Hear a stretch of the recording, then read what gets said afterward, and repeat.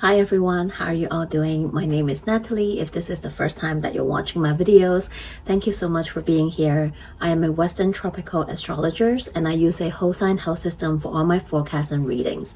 In this video, we are talking about this upcoming week astrology forecast, and this video is about March 9 to March 15 of 2026. We are still in the midst of Mercury retrograde. We just had our second eclipse last week, so this week there's still eclipse energy happening. In my own opinion, the eclipse season energy doesn't end until we reach the next lunation, which is next week when we have that Pisces new moon. So you might still be feeling the residual energy from the eclipse this week. It is okay, that energy is still lingering in the background. So like I said before, we're still in Mercury retrograde, so all the typical Mercury retrograde things are still happening. So keep triple checking everything before you send, or when it comes to your communication, transportation, and so on and so forth. Let's begin. On Monday the 9th, we have Venus in Aries sextile Pluto in Aquarius at 4 degrees. This can be quite a powerful, transformative day for some of us, as it might bring in that shift when it comes to all the Venusian themes and topics, such as our values, things that bring us joy when it comes to love, relationships, all kind of relationships, money matters, and self-worth. All these are Venusian's topics. Venus in Aries is passionate, is self-governant. It's bold. It can be, yes, it can be impulsive too. And it can be quite fiery.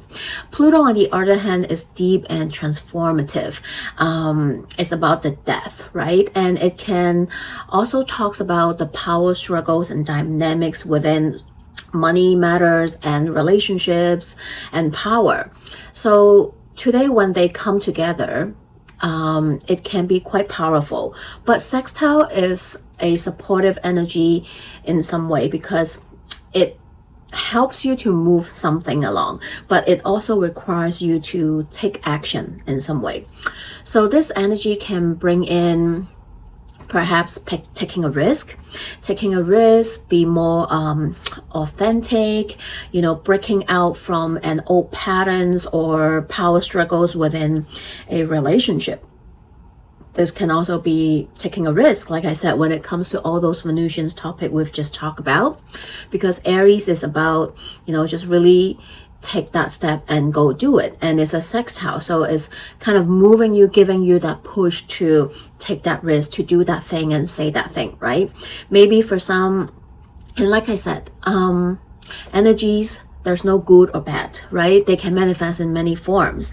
And maybe this is to bring in some breakthrough in a relationship, in a power struggles, or maybe it is to confront it, to confront a power struggle or dynamics within a abusive relationship so that you can break free from it, right? Or this is break free from a money situation, a money matter, right? And this can be addressing that power struggles as well for some, addressing that inequality. And this can also be, if you watch my previous video when we talk about Venus in Aries, Venus in Aries is seen in a lot of activists as well. So in some way, Venus in Aries, because it's more about breaking free, it's about being independent, right? So today, this sextile can also be this collective energy of realizing the need to break free from some kind of old system, beliefs, pattern, power struggles, right? Pluto talks about that. And Aquarius also relates to the people, the collective. And with what's been happening around the world, this energy definitely can be a day where it's great to organize. It's great to go protest. It's great to stand up to fight for what it is that you believe that is better for the greater good, right? So I'm not saying that, I'm not trying to initiate something, but perhaps anyone who's looking for a great day to do something, this can be a great aspect, a great day to do so. And Venus often relates to the femme group, the LGBTQ, right? So this can also be a day where we address some of the issues, which is very evident in our world today as well. So I am not surprised if any of us want to use this day to do something, or if we see any protest or organized event happening regarding to what I've just mentioned, all the topics and themes that I've just mentioned about. It's about fighting the good fight in some way, shape, or form. So let's use this energy to do what resonates. On the 10th, Tuesday, Jupiter in Cancer is stationing direct. So Jupiter is going to station direct at 15 degrees in the sign of Cancer. Jupiter has been retrograding since last year, November the 5th of 2025. And today on the 10th is stationing direct. I'll share something that really relates to this Jupiter stations in Cancer. I think for the past week or two, I've really seen this big surge of posts, reels, story talking about matriarchy. Maybe some of you have came across some of the posts and stories or reels, but I just see a lot of these posts in my feed lately. I'm referring to Instagram. That's the social media platform that I'm active on other than YouTube. So I've seen a lot of posts lately, and I am seeing this relate to this Jupiter station because as I continue to explain, I think it will make more sense. Jupiter is this planet of growth and expansion, right? It amplifies the themes, the topics, the areas of our life in wherever it is, right? Whichever sign Jupiter is in, Jupiter tends to amplify that sign's energy, the topics, the themes, and areas of our life in our natal chart, right?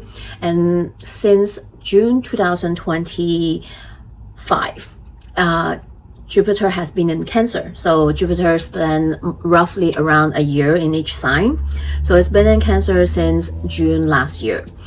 And Cancer is this energy about mothering. It's about mothering and being mother, nurturing and being nurtured, right? It's about that feeling of safety and secure within oneself, within our home environment, you know, our family unit, but also on a collective level in community with each other, right? It talks about that communal care and love that we share with each other, how we take care of ourselves, how we take care of each other, and how we take care of our children, right? It also relates to our relationship with the land, because Cancer rules the moon, and the moon talks about the feminine energy, right? It doesn't mean gender. It's the energy, the feminine energy, the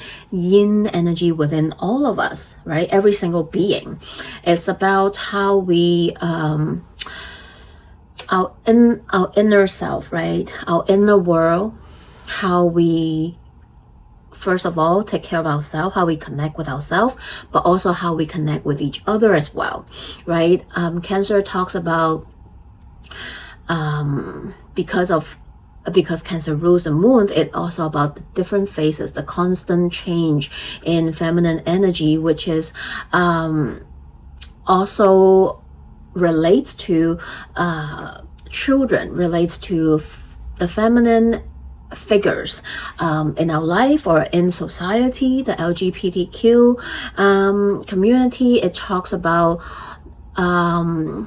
because of the sign itself, it also relates to our relationship with the land that we are on, right? That ancestral indigenous relationship that we have with our ancestor, with the previous generations, with our lineage, and with the land, our Mother Earth, right? It talks about that deep nurturing, give and take relationship that we share.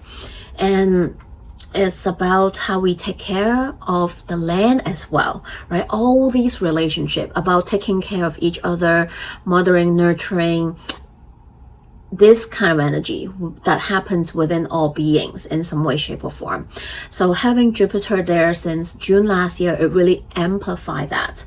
And I think we can all connect the dots when we think about all those themes, and then how it relates to what is happening around the world, and how all these relationships and topics relates to what's happening, right?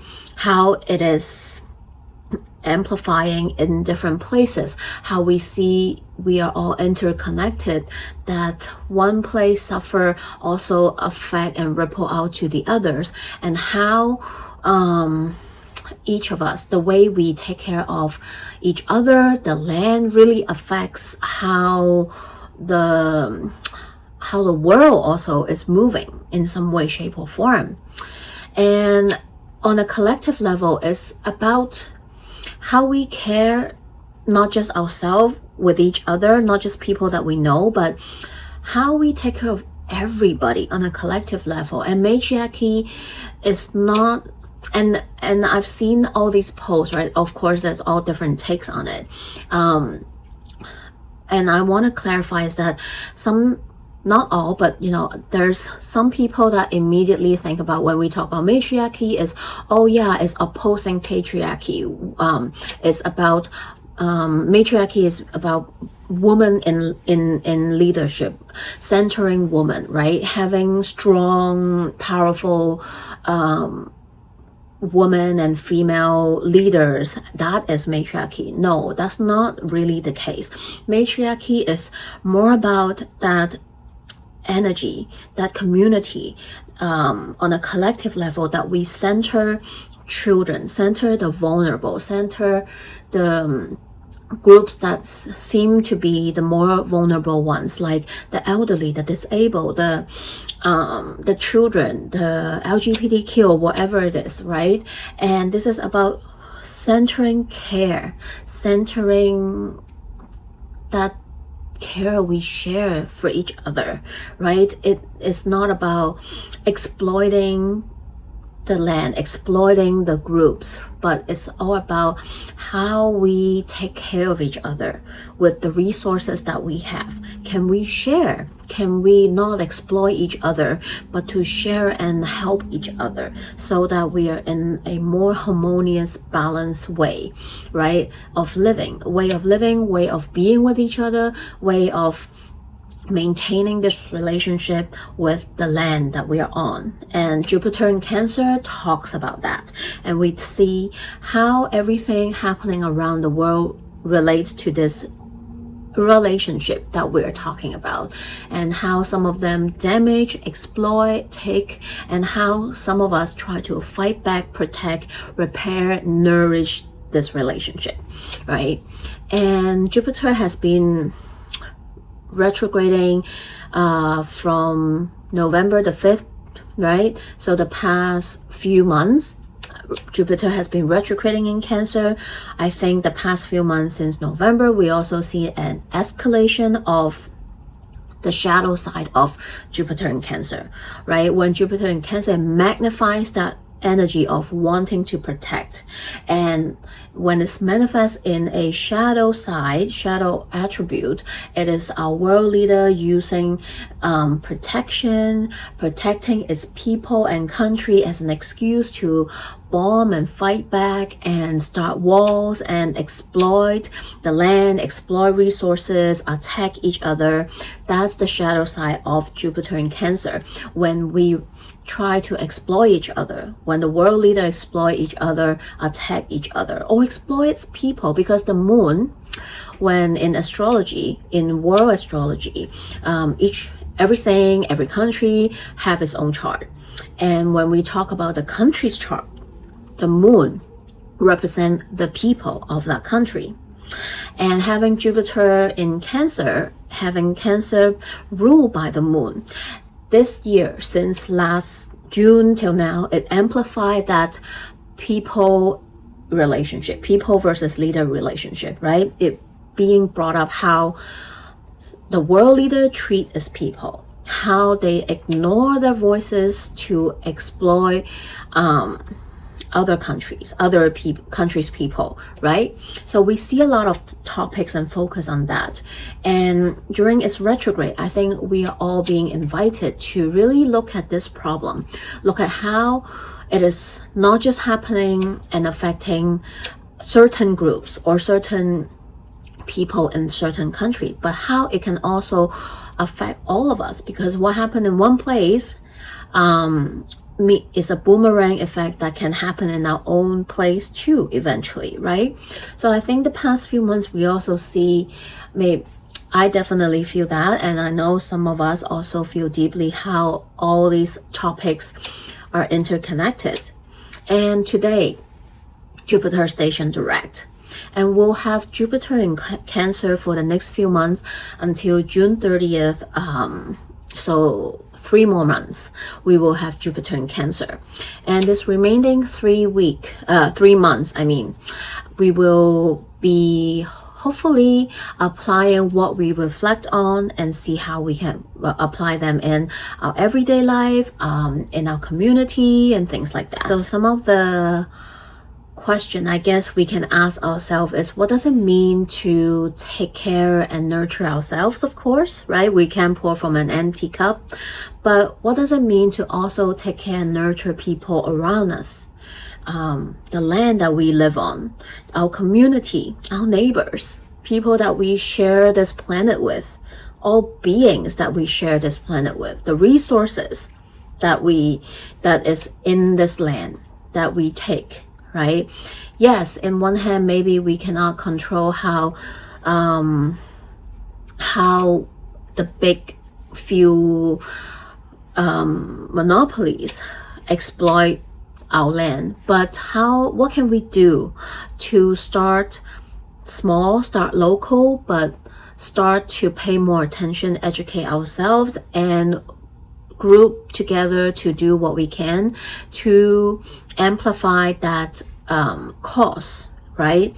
How can we take care of each other? How can we be in community with each other? How can we repair, maybe, to nurture back this land that is constantly giving us, right?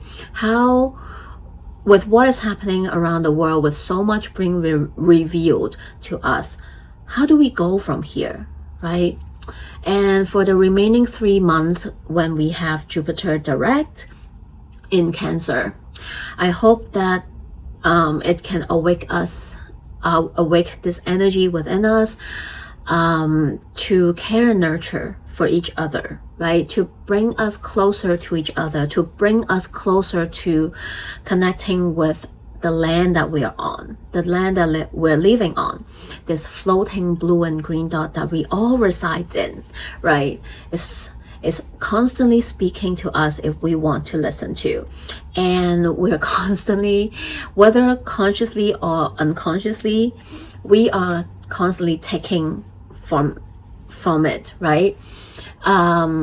So can we also start to perhaps create a better relationship with our land, right? To give back, to nurture this relationship.